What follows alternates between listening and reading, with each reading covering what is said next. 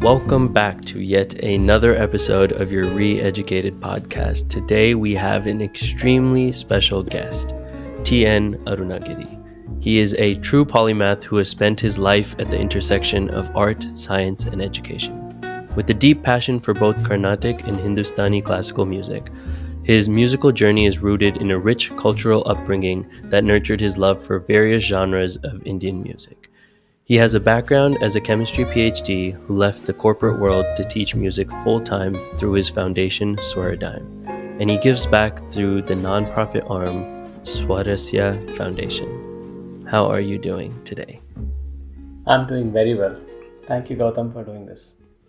Yeah, and I think an important context piece to add to this is I had been learning Carnatic music for a long time throughout my life from different teachers, and it was something that never really stuck with me and was a really hard, I had to force myself to go practice and learn. And in 2018 to 2020, I went to classes with you and I learned, and I think it was one of the most profound experiences I've had. And out of when I reflect back on the teachers who I feel like have left the biggest mark on me, I would say by far, I would have to put you at number one. And so I've been waiting for this conversation for such a long time, and I'm really happy to be able to be talking to you today. So I wanted to just let the listeners know that to kind of give context to how much this means to me. But I'm so curious to, I guess, start with maybe your introduction into music and how you found music throughout your life. So where did you grow up and how did you find music? Well, I spent my time in Delhi. I was born and raised in New Delhi into a Tamil family. So we were sort of the migrants from south to the north. My dad moved a few decades before I was born. We did not really have any entertainment. There was no TV. There was no telephone. We had one radio and this one band, medium wave band, that was installed. And that would broadcast news and other entertainment, some songs and other audio information material, perhaps 3 hours in the morning and maybe 3 hours in the evening. So that was my source of information to trigger the thought in me that I liked music. And there were a couple of songs that would keep coming because they were very popular. I would just, and the radio used to be kind of installed on a rack on the walls. I had to be held, and I was a kind of a very, chubby child. So people didn't really like me to be held, because a 5 minute song would be quite a weight to be carried. So I have some vivid and some vague memories of that, and that's how I think it started. Music was playing all through my house. There would be congregations, spiritual, like bhajans,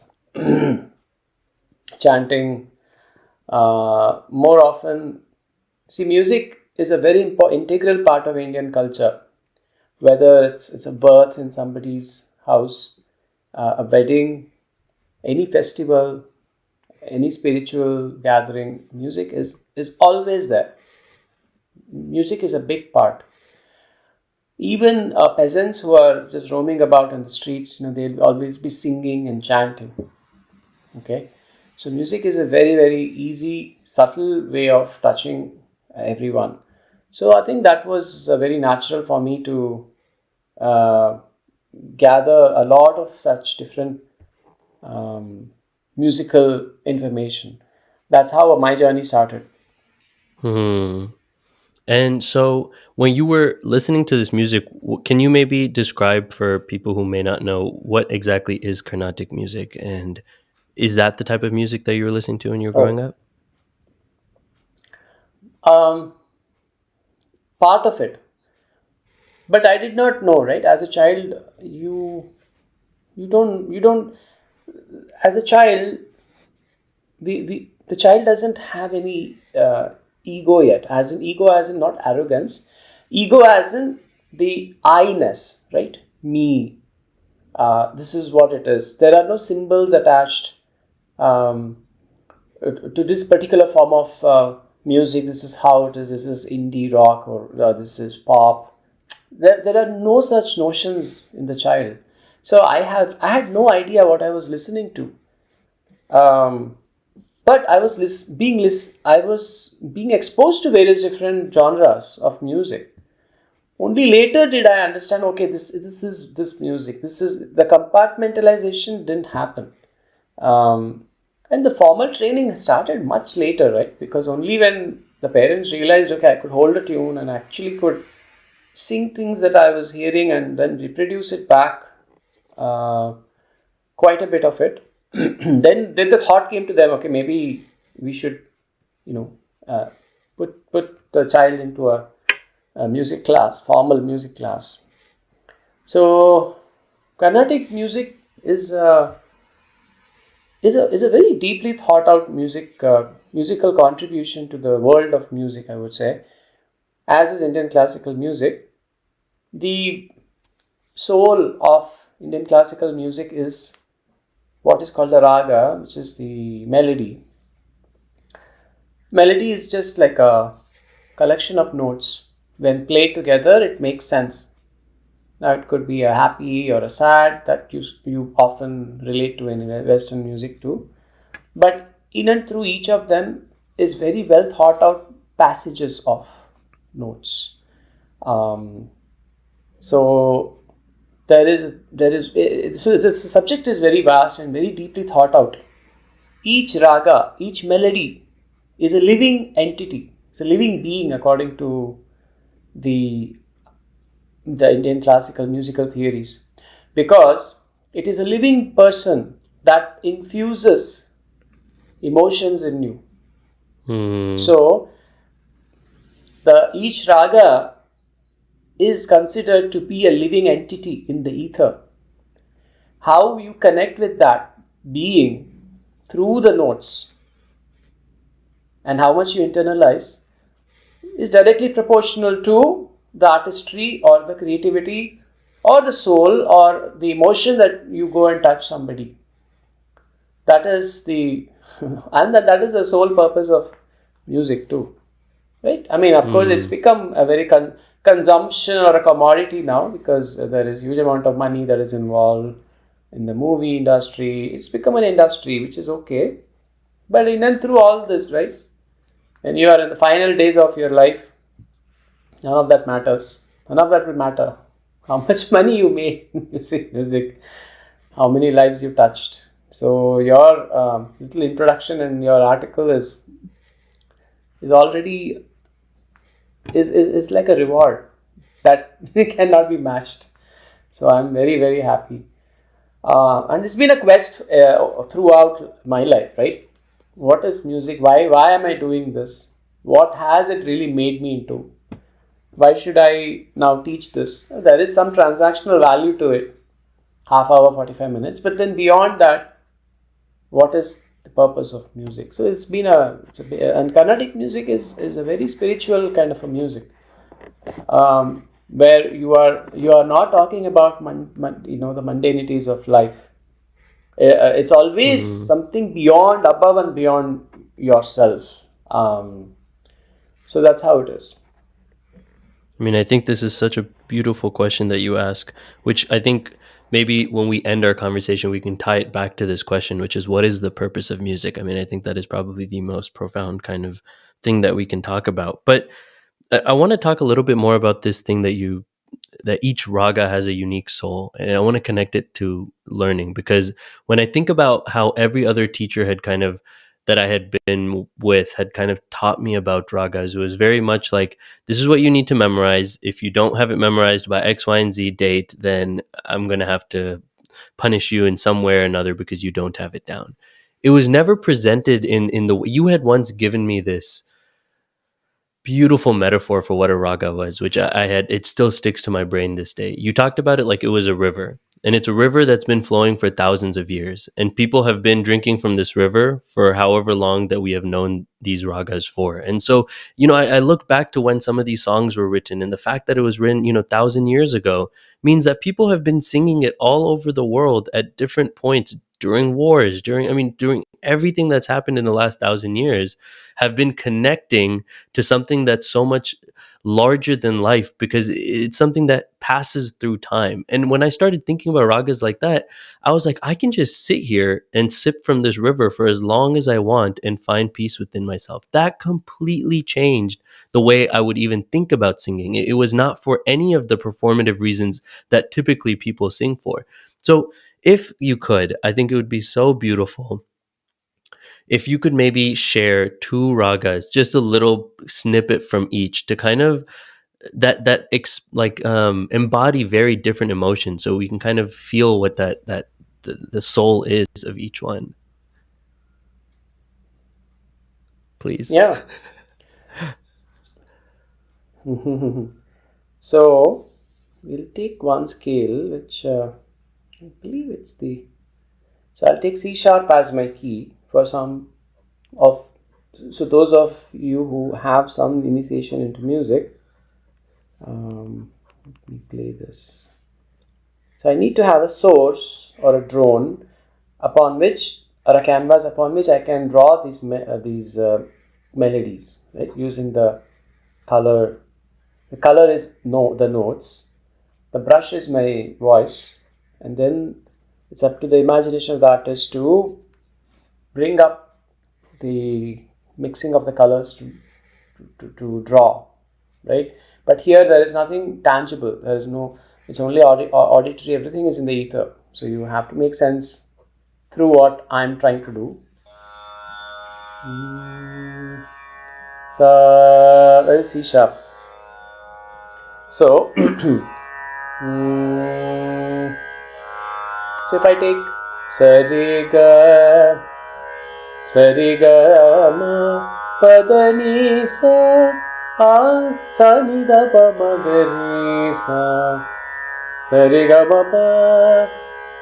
Now if I change it to padani sa ni da pa, I keep the first portion the same. I change one. I'll change two notes. Sariga ma pa padani sa ni da pa ma ga re sa Sariga ma padani ni da ni pa da ma pa ga re. So it really tugs the heart, right? Padani pada, it touches the heart, and it's a very melancholy there in that note. Nida pada ma pa ga re sa ni sa da ni re ga re. This is called Kiravani. It's called the harmonic minor, if I'm not mistaken, in Western. Now I go back. Sa re ga ma pa da ni sa re ga re sa ni da pa ma ga re ga ma pa ga re sa. So these two are different mood creating melodies, Wow. and each, yeah. Man, I miss To singing be able too. I to. mean, I miss singing so much. I just it's just wow. That was beautiful. I really miss singing a lot. I uh yeah, I mean, that was, thank you for Go back to sharing. I some mean, of old that's recordings. yeah, I mean, that's just so there's something so beautiful even about, and what you just sang right there is not something that was memorized. It was just something that you felt No. I don't know, right? Yeah, that's yeah. So in Indian music, there is no. India has this kind of a quandary, we are made to memorize a lot of things, and even the literatures of India, a lot of literature is lost because of foreign invasions, and in general, it was all oral tradition of transmitting the information. Only later on, I think the documentation began in earnest. But most of it, the libraries of information were contained in the brains of everybody. I think that was something that none of the invaders could inflate out, I guess. So this is how we roll in generally in Indian literature, Indian classical music especially. So they're like Lego blocks, right? 7 notes, 5 notes. So it's up to the creators creativity to bring life to a form out of the Lego pieces. So yeah, these are not rehearsed. I mean, you rehearse, you try to see how what you can make out of it, but then when you are called to come and present something, you will not come with a set of slides, or yeah, it's not you don't regurgitate. So that's I how mean, it's very there's spontaneous. Yeah. there's just so much that I want to talk about, because I mean, even when you saying that for the 30 seconds, I feel like I was flooded with thousands of lessons that I feel like I learned from just being around you. And so much of it was just this huge perspective shift on so I'll give an example, and how it's impacted me since. So when I was young, singing was purely a performative thing, and I wrote about it in this article a little bit, just about how Yeah. I was taught that if you sang, you could then like convey to other people your kind of ethical or moral superiority because you're still connected to your culture, or you can sing so well. It was only done for a performative reason. And what ends up happening is often, and for me as well, I wasn't the best singer. I wasn't that great of a singer. But so you couldn't actually get all the value pieces or the points from other people, because you just, and you would hear that, okay, you're not that good, but you, what's the point? And so you start building all this self-doubt. And so for me, the reason I sang is I wanted to sing harder pieces. I want to get to a better level so I can show X, Y, and Z to all these people. But the thing that I missed out in that process is the joy that comes from doing something really simple, but truly experiencing that simplicity for what it is. And I think the way, for some reason, you explained it, I had to break that process in my mind. We went back to, let's say, the first grade of literature. We went back to the kindergarten of literature, and we sat in that space for months. That like did something to my soul, because I was like, no, I'm better than this. Me, like, how am I going to be doing this for so long? Like, and over the years, I found so much joy in starting from the kindergarten level. Every day that I would practice, I would start at that level and then slowly build myself up. The biggest perspective shift was to remove my ego from the, okay, I'm so great, I don't want to go back to that, to find joy in the simplicity, because in this most simple is when you can actually see every brushstroke. You're not doing too much abstraction, too much complexity. You can find the most tiny details in the simple. And so that transformation has then compounded into every aspect of my life, where whether I'm washing the dishes, I'm not like, "Oh, I got to get through the dishes fast." I'm like, what if I actually pay attention to every little corner detail of this plate? Can I get, it's now impacted so many areas of my life where I feel like I'm able to do simple things and find joy in it. What was that process like for you? Do you feel like that was how you always were from a child, or do you feel like this journey through music helped you get there? No, that was not how it was. For me, this is where I discovered the philosophy of learning as well. I think this philosophy by the French philosopher, mathematician actually, and he became a philosopher. In fact, he was given the Nobel for philosophy around the Second World War. He was more famous than Einstein. Can you believe that? In fact, he debated Mr. or Doctor, you can call him Einstein, and his name is Henri Bergson. Henry, it's written as Henri, but it's Henri Bergson, and it's a very simple way of, I guess, approaching how you gather knowledge, right? The faculty of intent. So he introduces three very well-known terms, right? Of cognition: intellect, instinct, and intuition. So these are all kind of mishmashed, and they are all interchangeably used and misused and abused in the modern day. But in and through studying some of that, I had to retrace my own learning. So when you ask me the nuances and all that, right? I could get like 60-70% of the nuance. And I think that was also, as you said, right? It was all congratulatory. Oh, you got it, 75%. Oh, because I'm 10-year-old, I'm getting all this 75% of, which 25% is really bad, like imperfect, right? Landing bad notes, whatever. But this is getting 75%, so they'll all be very happy, congratulatory and all that. But it never meant anything internally, right? My the musicianship, nobody's going to come and like really like put you down, right? Nobody does it, because everyone wants to be kind of politically correct, and it's really a mentor who and such mentors are difficult to come by, who really show you the way. They're critical not because they're monsters or whatever, but they're critical because they either feel that this is the way you should go or you should not go. That's their whole philosophy is. There are such mentors. So for me, it was I had to reverse engineer and understand my own journey, because a lot of things came to me very naturally. But whether I was getting the nuances, whether I was getting to understand the theories, I wasn't. I could not read the sheet given to me. So Indian music does have some sheet music. What I was looking at the sheet was just like a mnemonic. So when I looked at something, it triggered a lot of information. But I wasn't reading any text and trying to understand each of what the significance is. It was much later when I started teaching, when I started learning this. In and through teaching, I became a learner. I'm like, that really like it was a shock that I had no idea how to do any of this, but I was singing.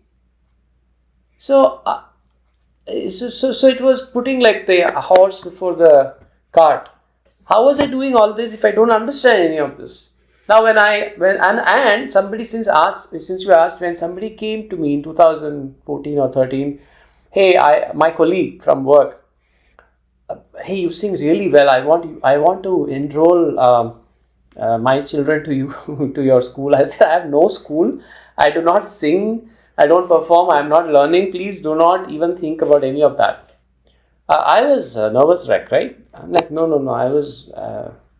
I don't even think that. I told my colleague. Then he really pushed me hard. So I said, okay, I'll start. When I started, there was a lot of trepidation. There was a lot of nervousness. I started learning that I have no idea about any of this. I only had a notion of some musicality. I could sing, get claps, that's the end of it. But do I want to be that? Or do I really want something more out of myself? I think that quest, the thirst, came to me much later in life. Much later in life. And that was really bothersome for me. Because I was super duper busy. My weekends were all like either calls in Asia, because all the businesses where I was traveling. I'm like, if tomorrow were the last day of my life, I'm going to go a very, very sorry human being from this world. So that actually put the fear in. Is this what I'm, going to be like? I have a corner office, huge sprawling office overlooking the gardens in my workplace. I just left all of that and I said, okay, I'm going to take this very seriously, make myself a completely different person, so that when somebody comes seeking knowledge from me, or I'm going to go perform, I'm not going to be a nervous wreck. I'm not going to be in doubt. So it's been a very difficult, arduous, non-linear motion, or if you call it progress, the last 8 years or almost a decade.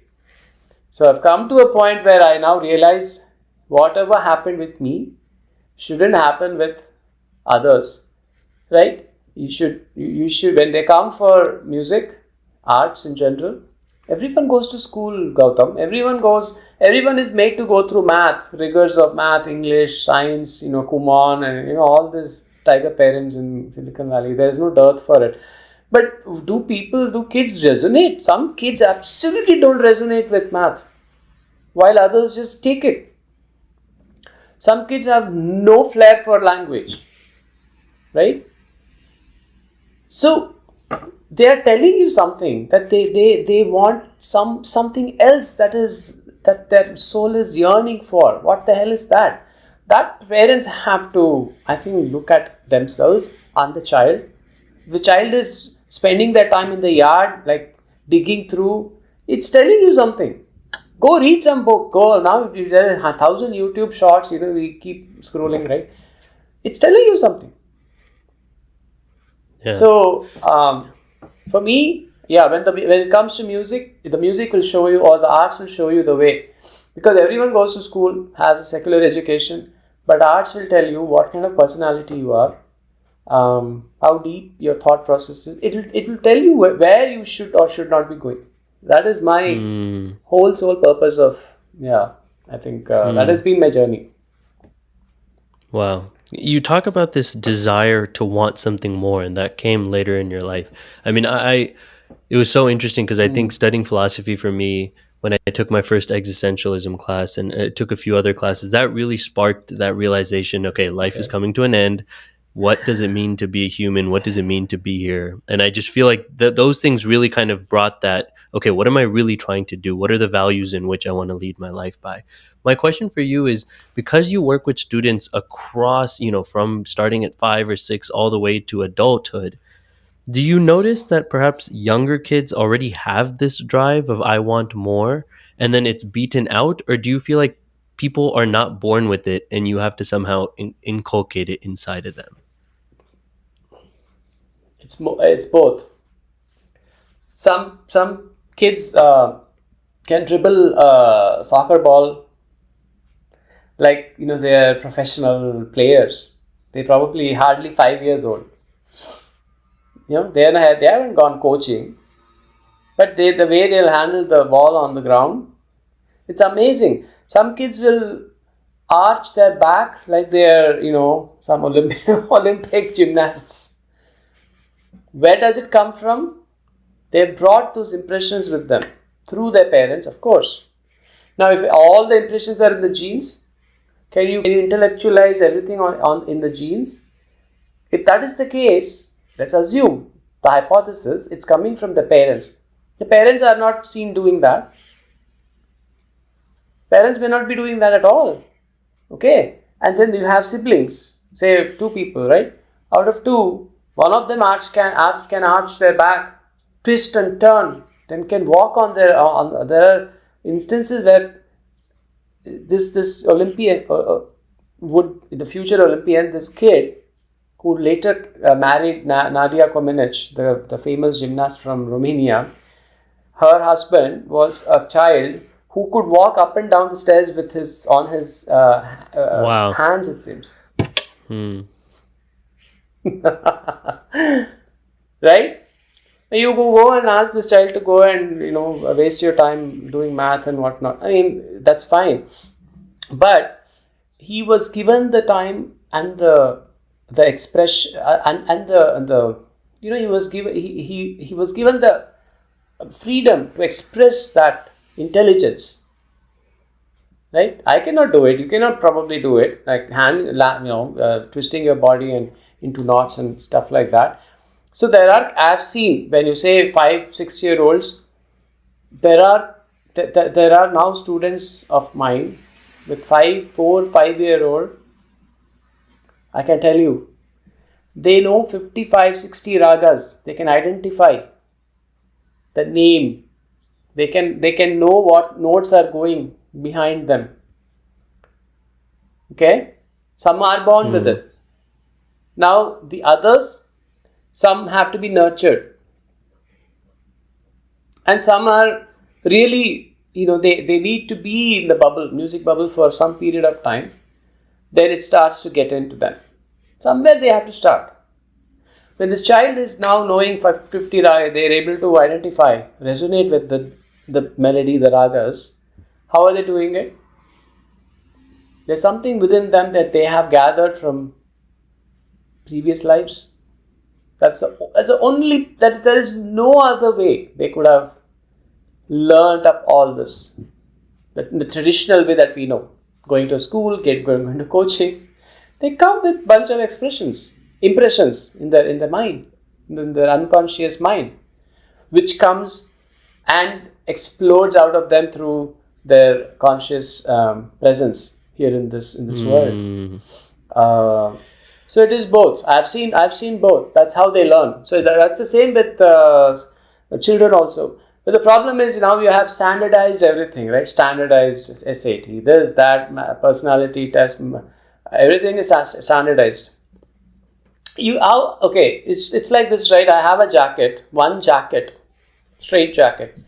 I want to everyone, the chubby one or the thin one, to keep wearing the same. I mean, how do you do that, right? Yeah. It's Yeah. really like putting the horse before the cart. And society is like really, yeah. It's a travesty, to just put it very Mm. mildly. So Yeah, here's an interesting question, because when I asked my question, I wasn't really thinking necessarily about like prodigies or children who are really competent at something. And I guess this touches back to our question earlier, but I'm curious what you think about this. How important do you think being competent is at doing something? Like, because in my personal example, you had talked about, this is my personal belief, and I'm not sure how true this is, but I used to be a terrible writer. I mean, I could not piece together a few words like coherently or intelligently. And then throughout my life, the only thing that shifted is I found the beauty within writing, or I found the beauty of writing and the value of it. And then all of a sudden my mind clicked to that, and it started making sense, and I put more effort into doing it. I find that can be the same for math. Like, there's no, in my head, there's no person who just has a natural inclination for math and then someone who doesn't. I think some people are just within context where math makes sense, or it's something worth putting time and effort into, and other people aren't in those contexts. Once that perspective shift is given, then in my opinion, everyone has that same affinity and everyone has the same capacity to be great.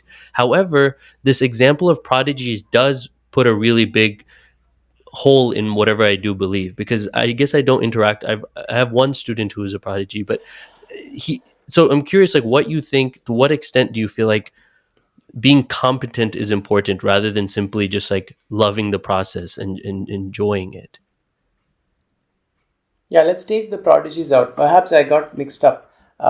Your question was how, when did that thought in me occur to become a better Hmm. version, or this, Yes. that was the The original drive, the question also, love, the right? passion. Yeah. Right.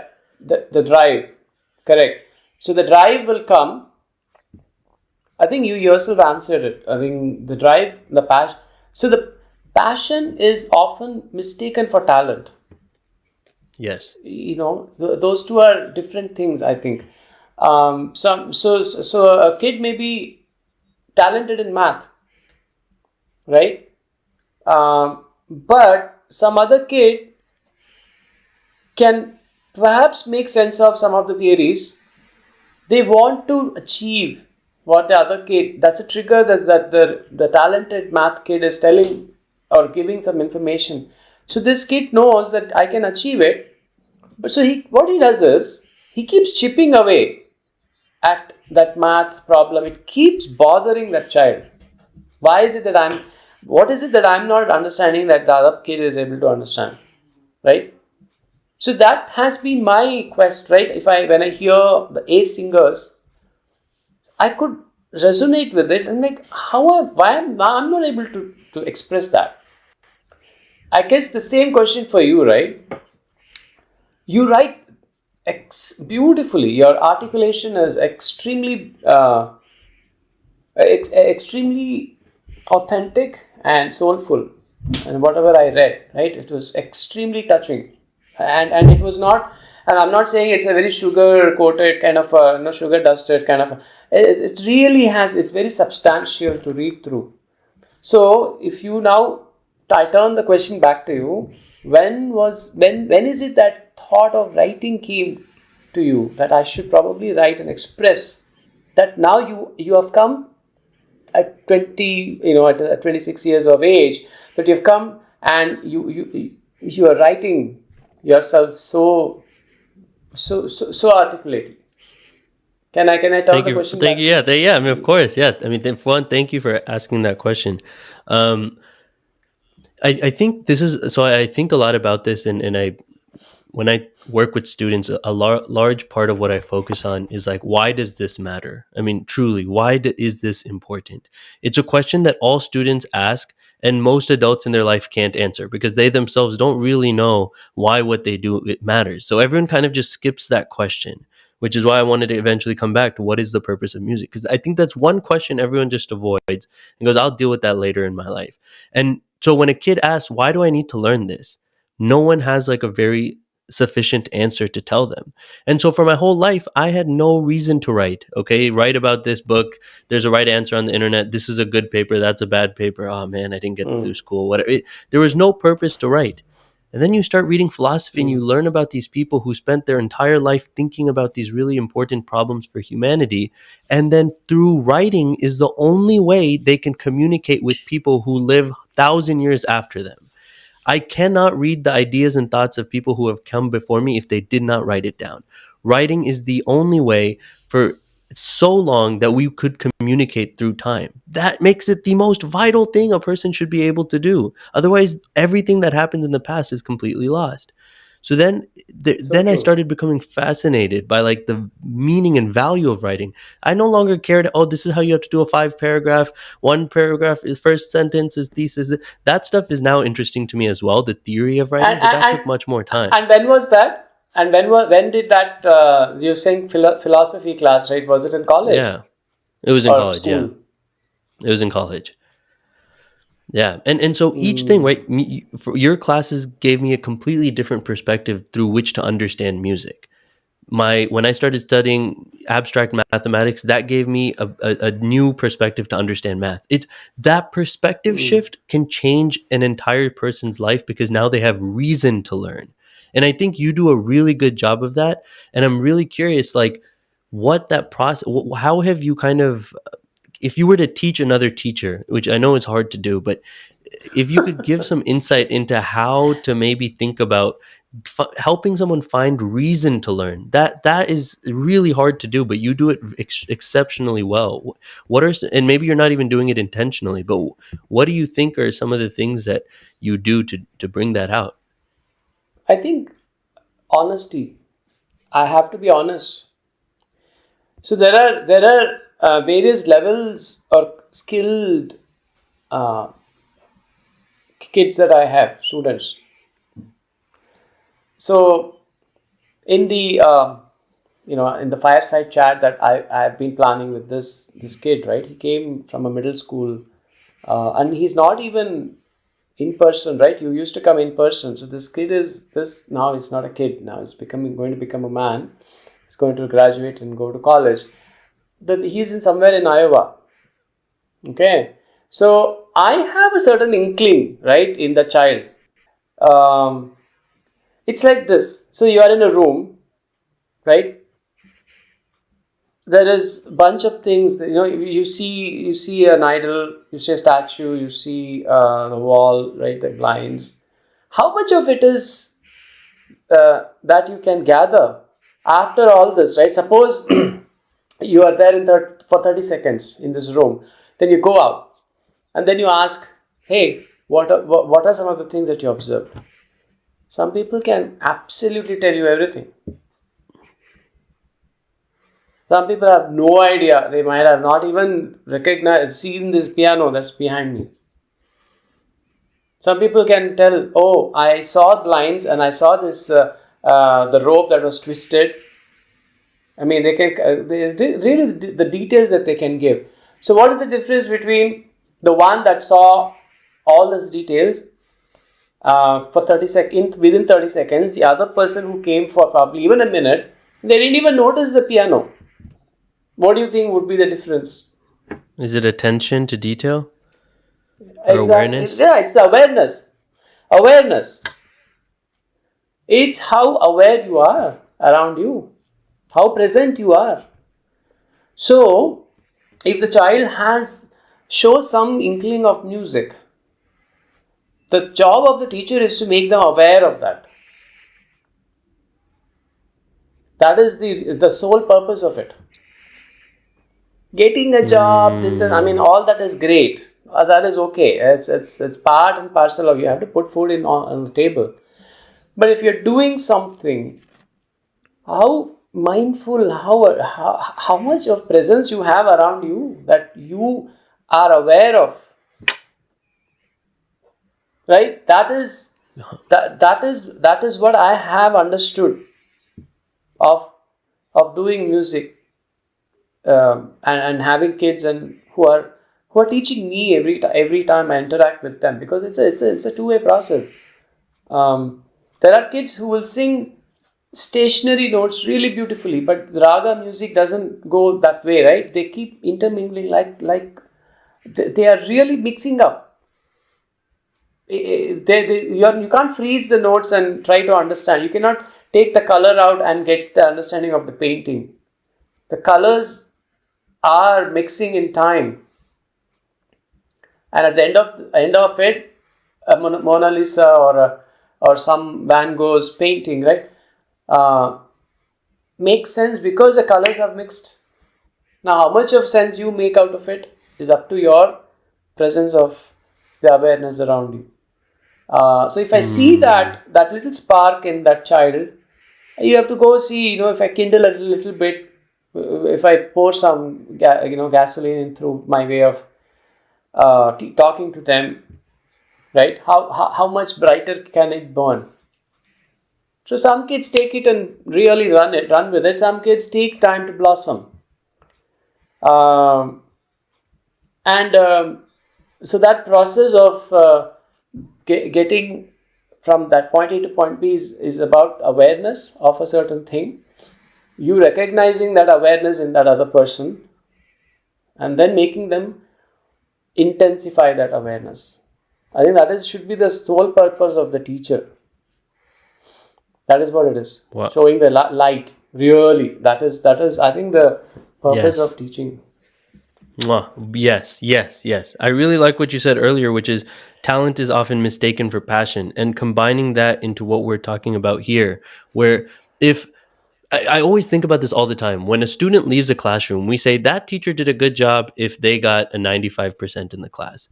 But we don't care about the kid who has a 75% in the class but is actually now interested in the subject. Will now go for the rest of their life actively trying to learn as much as they can about that. That student, we sometimes think that learning is something that's done within a short span of time, and if you don't figure it out in that short span, then you somehow are, as if learning is not something you do your whole life. If you now have an interest for something, you will 100% go farther in a longer period of time than the person who learned it really quickly for a year and then stops it. and Yes. and so this, what you're talking about, cultivating passion, cultivating awareness for the details of something, is what makes something so enjoyable.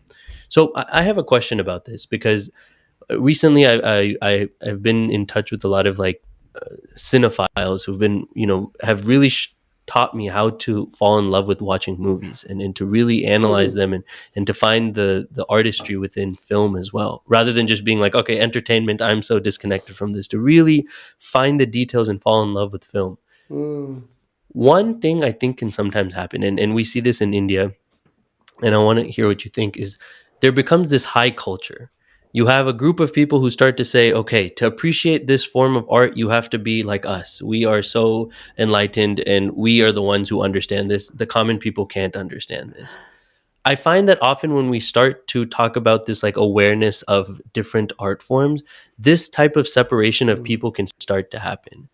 What are your thoughts on that? And do you feel like there's something we can do to maybe democratize even access to music, to be like, this is something we all can love, and really find awareness in?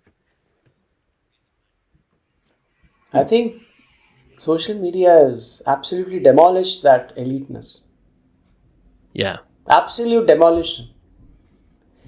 I mean, everyone can be a journalist. You think New York Times holds that the so-called the paragon of virtue when it comes to journalism? No, a person who actually is brave enough um, to wield the cell phone and take something that really like could be an exciting match, sport, something, it goes viral, right? So that notion, yes, it still exists. I'm not saying it doesn't exist, but that equality of opportunity is being given to everyone. It's almost like the sun is shining, right? What you make out of it is all upon your agency. So everyone has a cell phone. You can connect from here. You're in Japan now, right? I can connect with you thousands of. I mean, it's like talking. It's like you're sitting in the room, like the same room I'm sitting where we have had classes.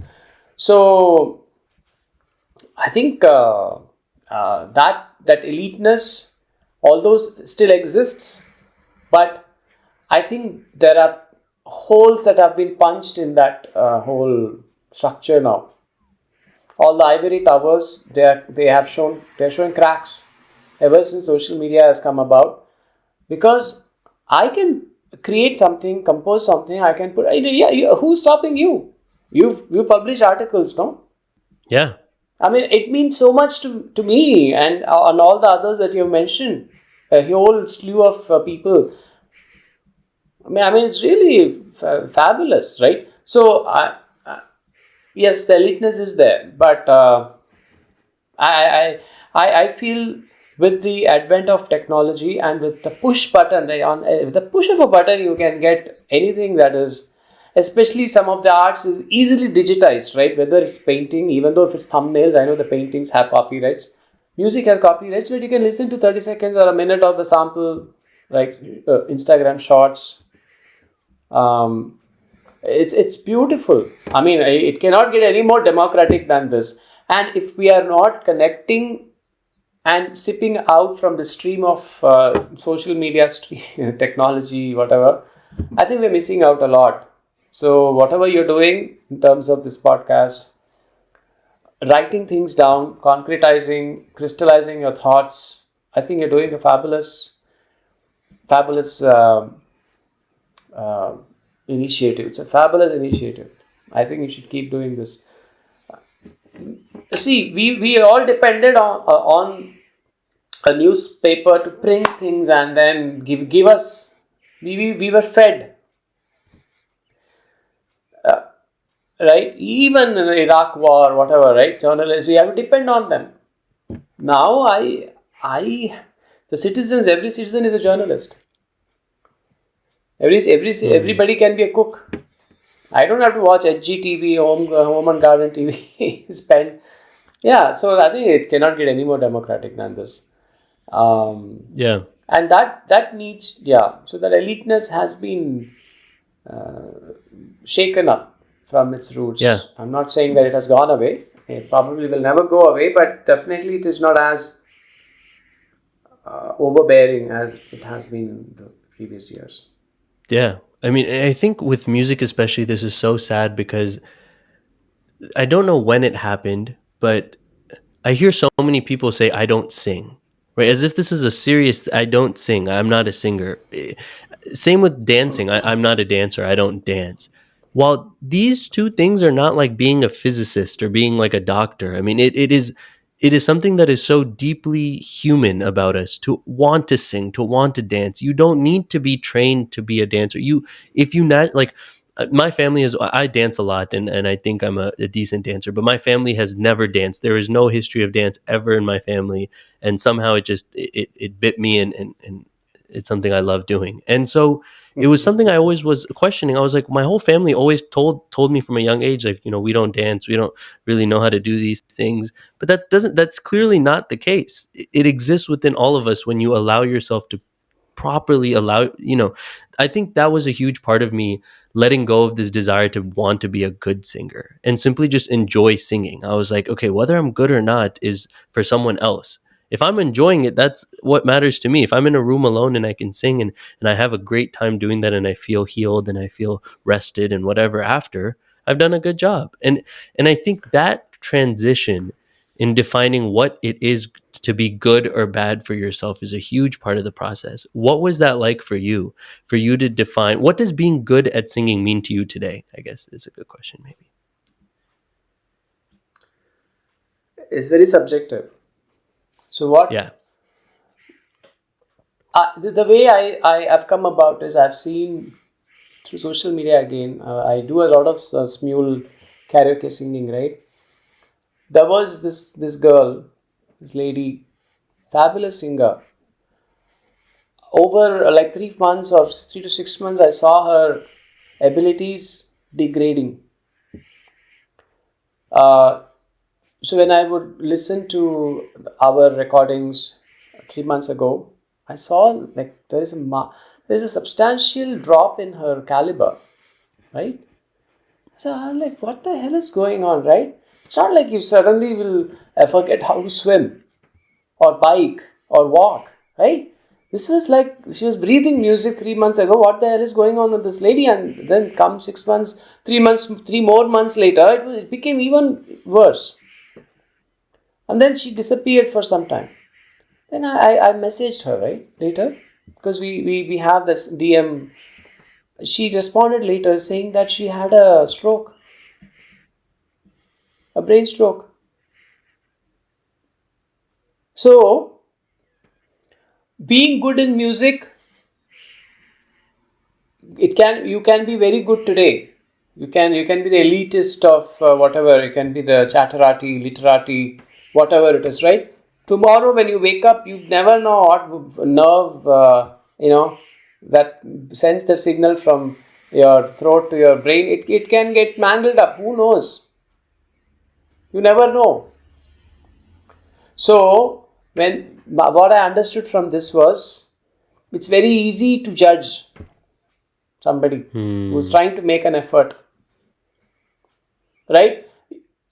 So when that person isn't musical, right, it is not because they are trying to it's a vested interest or a conspiracy, right? That's how they are. So either you accept them and leave it, or if you can help, give a lending hand, you help them. Be honest about it. If you're too judgmental about it, and because you can hold a note better than the other person, you never know tomorrow what's going to be your situation. And that is another issue with the elite mentality. So for a person who has the ability to hold a note, and they have been told by others, oh, you sing well, it's a challenge. You have to know, you have to keep comparing yourself with yourself day by day. How I was sounding 5 years ago, if you have the recordings. So when I would compare my own self, I've come a long way from where I was. That has been my quest. Now, because of such incidents that around me, that I have surrounded with such people, hopefully I haven't grown in arrogance or sanctimony when it comes to others. So when they come seeking the knowledge, I give them a very honest. I think maybe that's probably inspires when maybe that's what inspired you to look it at in a different way, because you always felt judged, I guess, right? Because this is not, you could be doing better, but they never knew how to go about doing it. At least they didn't even try, give a sincere try. I don't know. And I've heard a horror story. You believe in everyone. Yeah, you have to. There is no other way, Gautam. There is no other way about it. There is no other way. There is a saying in Hindi. In fact, no, in English, hope floats. They say hope floats, right? You have to hope. Hope is a very, very 4-letter word, but it's anything. It's faith, hope. These are all, they're very well thought about words. You can only be hopeful. You don't never know what the hell is going to be tomorrow. You think tomorrow it will be the same. No, every day is a challenge, right? It poses its challenges. So you have to believe. You have to believe. You have to have the hope, the faith in the person who's coming and trying to seek. Show them honest. Give them an honest answer. I have seen kids coming from other schools who have been with them for like a decade. When they come to me, they cannot hold a tuneful note, and the parents are heartbroken. It's a very tough conversation to have with them. Very tough. I've stopped getting such students being recommended. I'll tell you that also. I will never do it. I've stopped getting such recommendations. It's very difficult. Very difficult for them. So, yeah, you have to believe in people and you have to be honest about it, so that you are not wasting your time and their time and money. And sorry, and the piece I would add is I think like you care. It's you the trifectas. I feel like you believe, you hope, and you care. It's without any one of those. I feel like it was interesting because I actually recently had a student tell me that he was like, and my students often don't tell me like to my face, you know, they're younger, so they're not going to emotionally be vulnerable in that sense all the time. But one of them told me recently he was having a hard day, and he was just like, none of my other tutors or teachers really feel like it never feels like they actually care. And he was like, it's very different to actually be able to talk to you about all these other things, and it feels like you actually care about my well-being. And I felt that 100% with you. It never felt like I was just here to learn music and then get out, you're done with music. It felt like you cared about me as a human, and music was just the medium through which you reached me. But it was not, I was not just a singer, I was a human who was singing, which is Yeah, very different. exactly. We are all human beings, Gautam. Exactly, very well put. Right? So everyone is approaching their graves. Let me be we're talking philosophy, right? Existentialism and whatever ontology. We are all, and we don't know tomorrow what will bring. We don't know. So in and through whatever time we have in this world, if we can lend a helping hand and with care, be honest about when somebody comes and approaches you, I think you'll be able to sleep well in the night. But today some Hmm. people may feel, yeah, I think they are above all of that. But sooner or later, they'll have to face themselves in the mirror. And it's going to be a very difficult, distorted, contorted image that's going to bother them, is what I feel. The question to you, when you say you care about some of the students coming and telling you, what is it that you care about? Or what are you, about the well-being, what are you hoping that they would take care? Hmm. Yeah, get. Yeah. To me, when I think about, it's a really good question, but when I think about it, to me, the most important thing is that I think there's this really beautiful spark that exists within every single person. And it's very tender. It's like a light. It's a very tender light. And often we're so busy, we care about so many other people, we just squish that light and we don't even listen to it.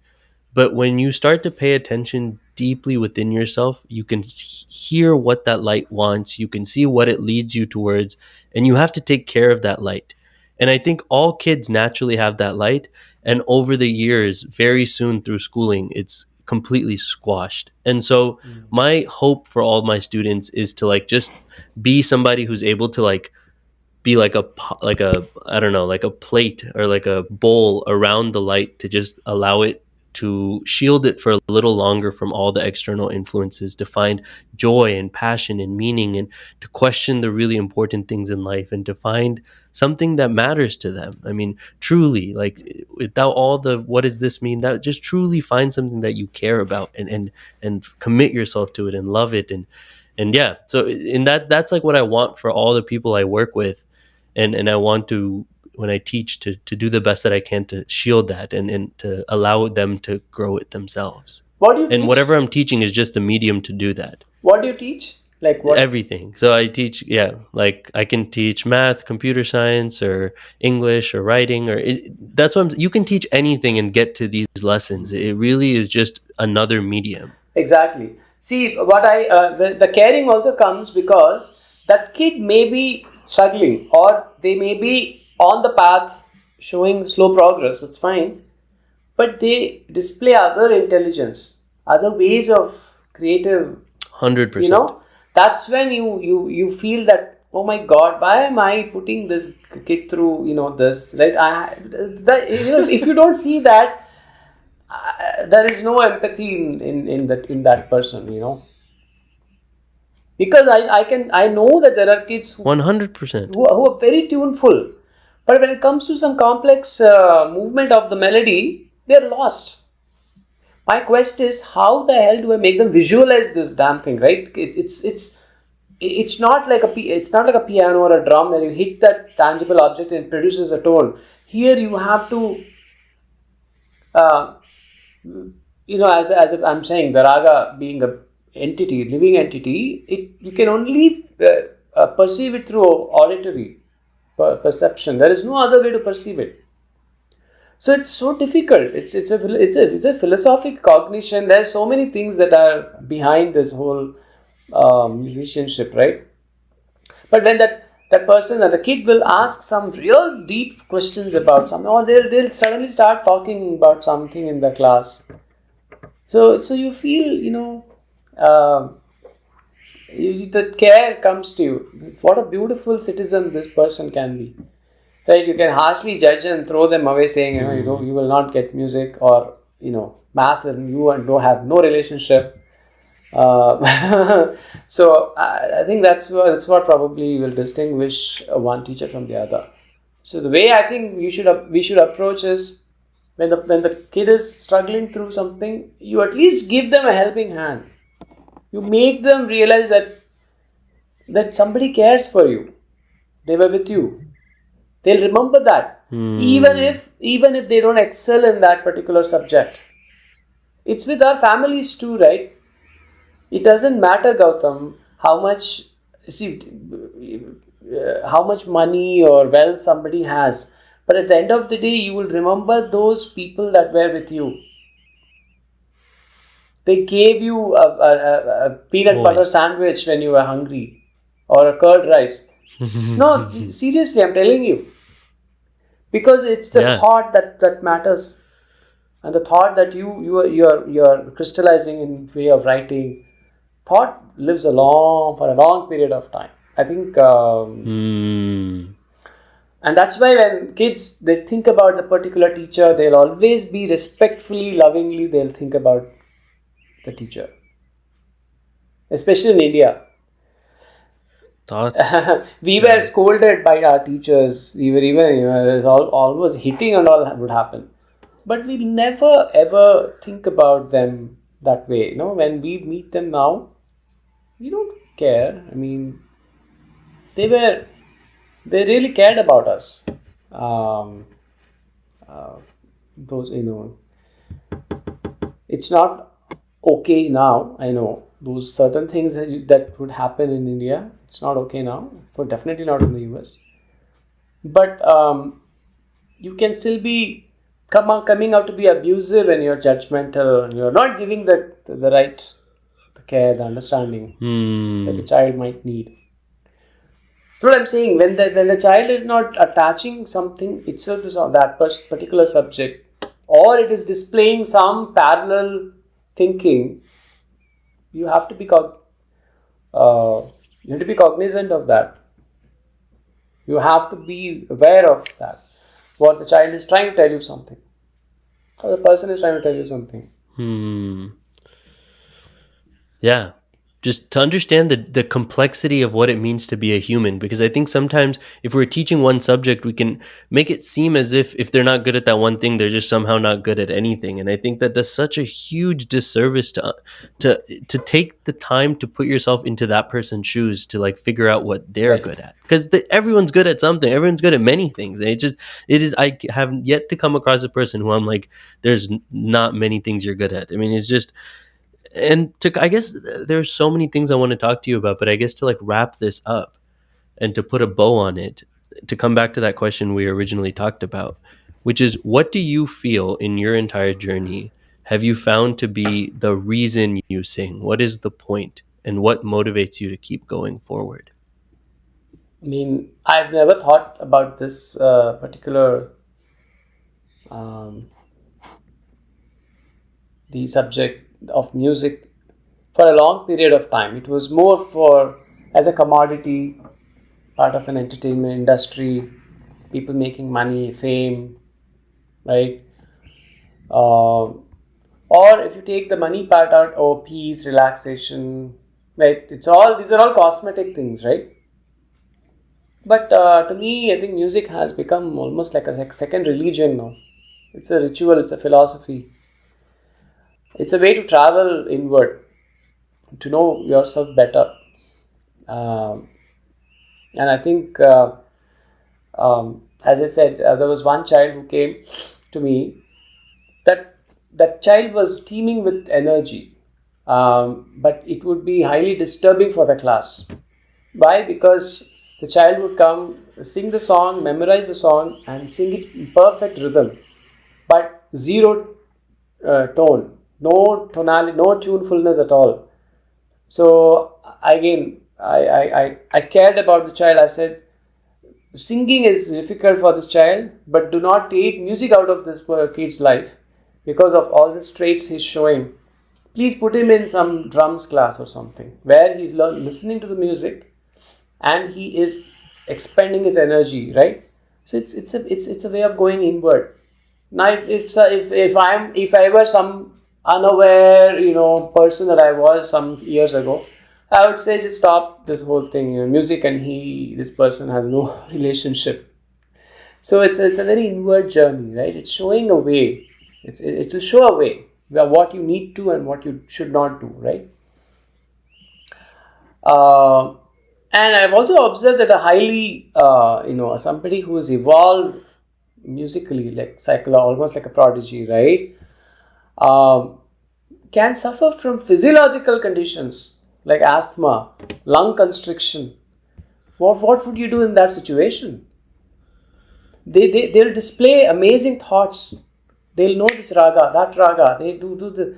But when it comes to singing, they'll absolutely be a wreck because their lung is so constricted. What would you do, right? How do you approach it?